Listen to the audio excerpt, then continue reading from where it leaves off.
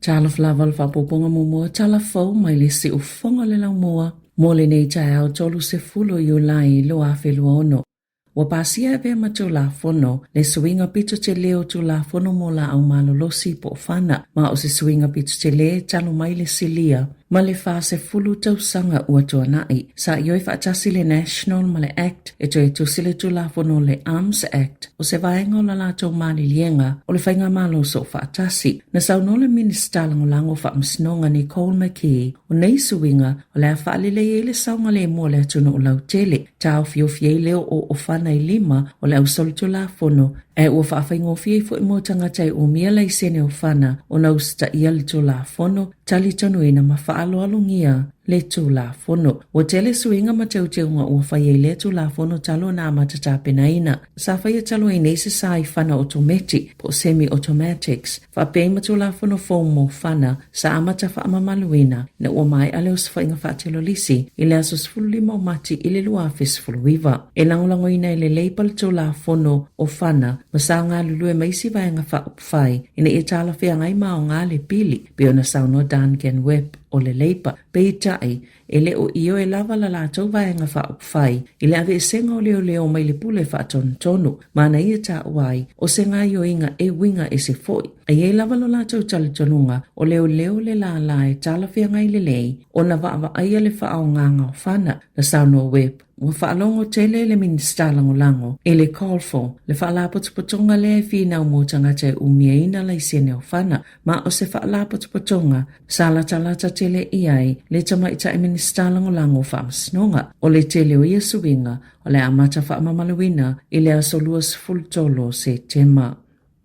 Wa pasia e vea matu la fono, le swinga tele ile awalai fa atulanga i livi, po aso malolo falwhainga alwenga, pe ona yele filfilinga al palemene, ile afiafio le asolulu. O le tu la fono le Holidays Act lo afe male tolu, wa fa leo ngaina nei, ma wasui tulanga is tu la fono fo, le Employment Leave Bill, ina wa pasia lo na faitaunga muli. Na sauno le minister, mo le saunga le mo mamata uputau i falwhainga alwenga, Brooke Van Velden, wa leva na tatawana suia se tasi le nei o tula fono pito lave ile tulanga tau inga alwenga. O lona winga o livi po aso malolo fa al tau sanga maaso mai o le aleto e fa aputuina o ni aso mai po ni livi ai o le asuia i tula. Ai e ni tula fa popo mani tula o ni ngalwenga fa vaitaimi. O le aleto e fa awa wina o ni livi fa ale tau sanga po o ni aso mai. Ai o le atutongi fa le fai ngalwenga le se fululua te simalilima pasene o ni tau i mo livi mo ia i tula. O fa le fai ngalwenga umalava e au fie matangata e ngalulu e fa vaitaimi po casual workers. O le ama fai o na maua aso malolo fa al tau sanga, aso mai, aso malolo o na o le malio se tasi o le ainga,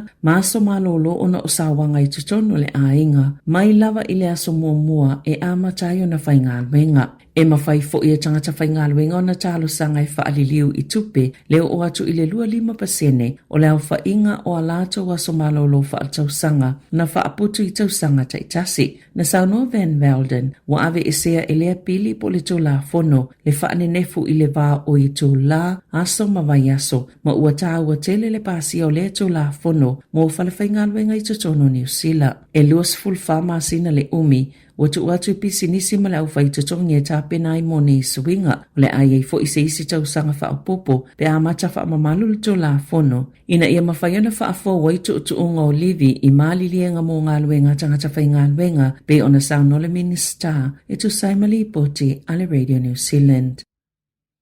Ua finangalo le pulenu o apahat ina ia whaongale malai tutu i Trentham e whawaini fale e le tasi se fonga fale. O le malai tutu i Trentham e fitu iai malai o le atapunia o se fuwhanga ina ia whaatao lau lai bisinisi. O solo whanua tutu pēna whaasilsila ina ile a solua. Na saunua le pulenu Perry C. E mawhaio na aveo se avano e whaatao lau lai le a ai. E pule lava le whaalapotupotonga o malai whaieitu ngā sol whanua po ame whaonga iai alato malai peitai. O se avanoa le leimo a pahat pe a whai o le atapunia o le malai tutu i Trentham Sa avea masitasi no fuanga po mata angai tau sina tele I tanga tai apahat pe ona sao no le pule noo na ia whaalia foi o le alangona lavalo na fia pe awha ye ni fale whaopopo I apahat. Sa pito tele fo ila lato foi numero tanga tai whaatau lato fale mua ma o se tasi o mafua anga ona ua matala le avano e whaiei fale ele tasi se fonga fale le ai ma yei fo ilo lato tali tonunga o le awha a awau pea.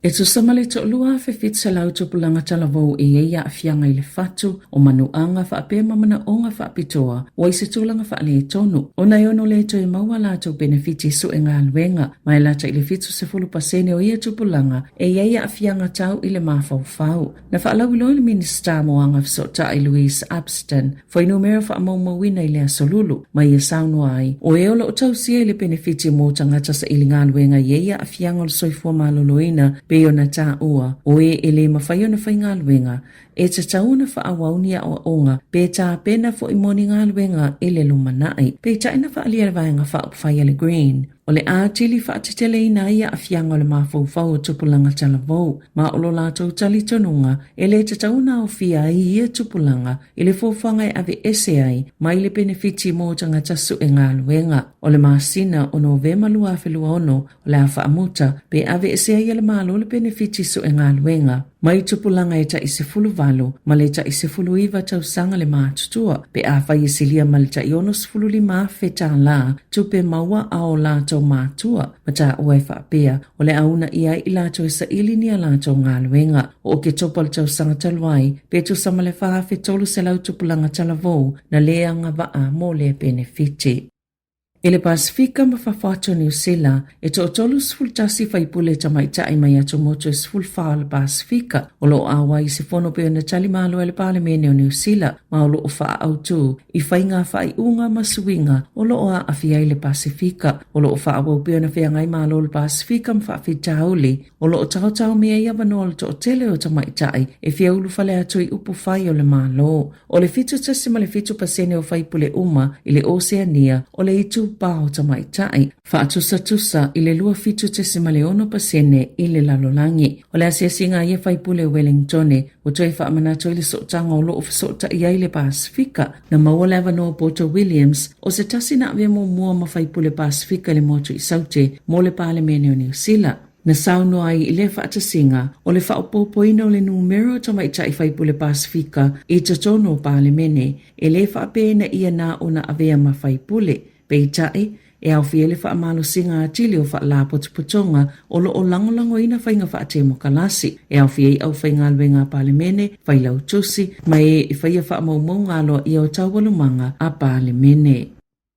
Ua mole mawina le sasao ni muolo o a fiei le tu I saute sisifo falani ma o iei tu ai ngā mū te tele e iei taimi e wa ai le United States ma ka nata peitai e le I tupu mua I falani se ia o mai le taimi nei. Ma ua taha ue whaapea o se tasi leo whaailo e ta o mai ai o ulu whale atu Europa I seisi fo I tūlanga fōwe winga I mū pe ona whaalia lau whaito whao le tau po o saiene tisi e maasani lava ona tutupuni mū te tele I Europa peitai o whaatup la ia lava le onga o ngā tele. Ma ua whesosoani I le suwinga o le tau. O lo tau mwhaile vaenga tinei mui falani ma se pānia e tau tinei ani mu te tele la tau tele I whia ngai mua. O le tau sanga taluai na whaamawina ai e whaapea o se teimi mua ua matua malo losi ai I te tono Europa. O se vai tau o le mawhaiona tinei ani mo pe ona whaalia ia whaito wha ma o ia mu e matua mu lava masasao e pei oni pomu atomika. Pe tu samale lua se lau iwa se fulu afe eka le te leo le vaenga ua afia I mu I falani ma o se afi pito sili leo na te le I whaamamonga